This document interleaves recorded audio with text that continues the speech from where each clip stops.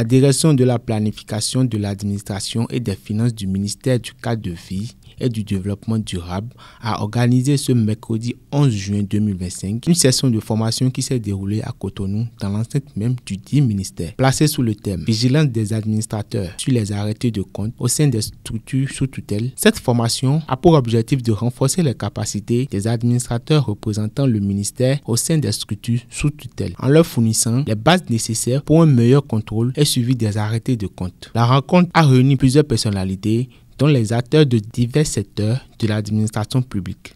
Placée sous la coordination de M. Abdel Raouf Majidi, expert comptable, la formation a connu plusieurs temps forts, notamment des présentations thématiques, dont voici quelques extraits. À l'issue des opérations élémentaires et des différentes corrections apportées, la balance définitive sera disponible.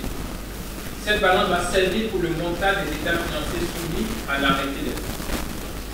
Alors, vigilance, toujours avant le 30 avril, vous allez apprécier aussi cette balance. Vous allez apprécier les éléments de cohérence sur les soldes au regard des observations et écritures de régularisation. Donc, ils vous ont apporté des écritures en temps, donc justifier les soldes en fait. Donc, est-ce que finalement cette balance-là, oui, effectivement, on voit ça sur la balance que les comptes ont été bien ajustés.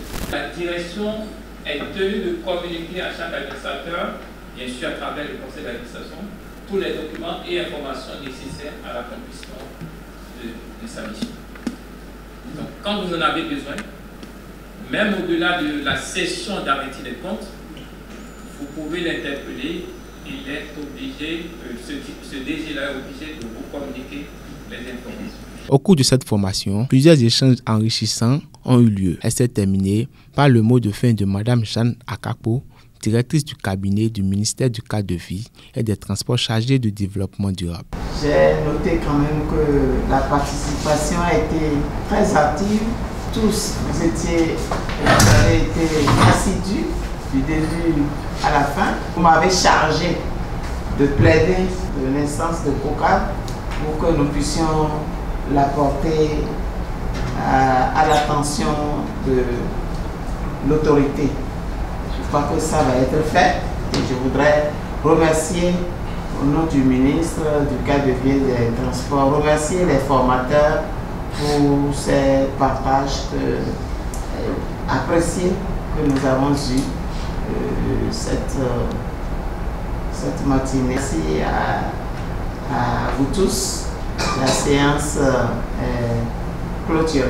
Puis arriva ce moment de remise des certificats aux participants à cette formation. Suivez quelques interviews recueillies pour vous. La formation dont le thème est intitulé « La vigilance des administrateurs sur les arrêtés de compte au niveau des structures sous tutelle ». En fait, c'est une formation initiée par la direction de la planification de l'administration et des finances de notre secteur du cadre de vie pour donner la base nécessaire aux différents administrateurs, donc les acteurs qui représentent le ministère du cadre de vie au niveau des structures sous tutelle.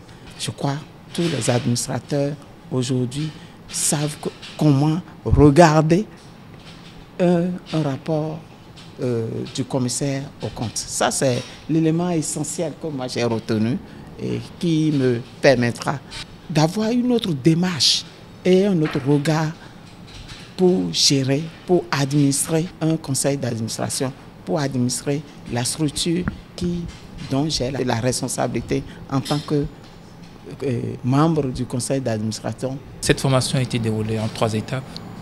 D'abord, la notion même d'arrêté des comptes. Et donc la notion d'arrêté des comptes que nous avons ramené à un processus. Donc ce n'est pas un événement d'un jour.